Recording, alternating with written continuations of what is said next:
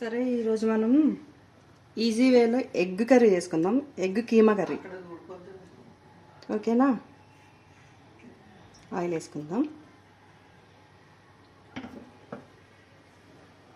Egg keema curry కదా, కొంచెం oil ఎక్కువే పడుద్ది. ఆనియన్స్ వేసుకుందాం. తాలింపు అవి ఏం అవసరం లేదు దీనికి.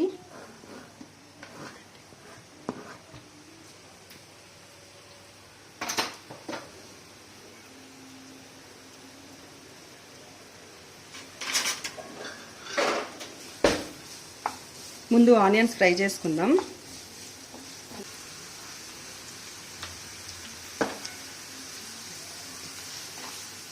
అల్లం వెల్లుల్లి పేస్ట్ కూడా ఇట్లా నూరేసి పెట్టుకుంటే ఈజీ అయిపోయింది పని. ఈలోపు ఎగ్ ఇట్లాగా క్యారెట్ కొరికినది ఉంటుంది కదా, దాంట్లో ఎగ్ కొరుకుతాం. ఇట్లా ఎగ్ బాయిల్ చేసేసుకొని పెద్ద హోల్స్ ఉన్న ప్లేస్ ఎగ్ కొరుకోవాలి. ఇట్లా ఇలా వస్తుంది ఎగ్ కొరుకుంటే. ఓకేనా? ఉల్లిపాయలు వేగుతున్నాయి కదా, దీంట్లో కొంచెం పసుపు, అల్లం వెల్లుల్లి పేస్టు వేసుకొని కాసేపు ఫ్రై చేసుకోండి. దీంట్లో ఒకటి అల్లం వెల్లుల్లి పేస్టు పచ్చివాసన పోయే వరకు కొంచెం ఫ్రై చేసుకోండి.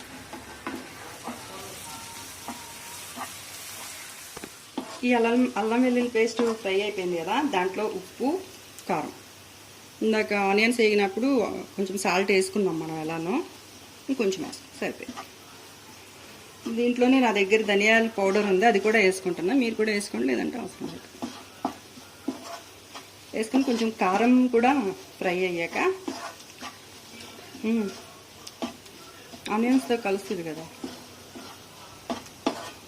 ఫ్రై అయ్యాక ఇది చాలా సింపుల్గా ఉంటుంది.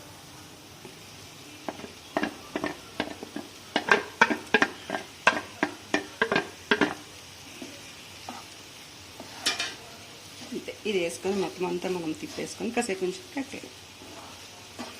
అయితే మనకి ఎగ్ బాయిల్ చేసుకోవడమే లేటు, అంతే, వేరే లేట్ ఉండదు. అయిపోయింది.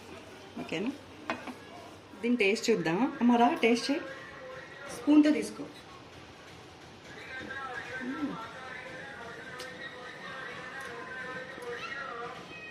ఎలా ఉంది? చాలా బాగుంది. ఉప్పు కారం అంతా సరిపోయింది. చాలా ఈజీగా చేసుకోవచ్చు కదా, చాలా ఎర్లీ అయిపోయింది.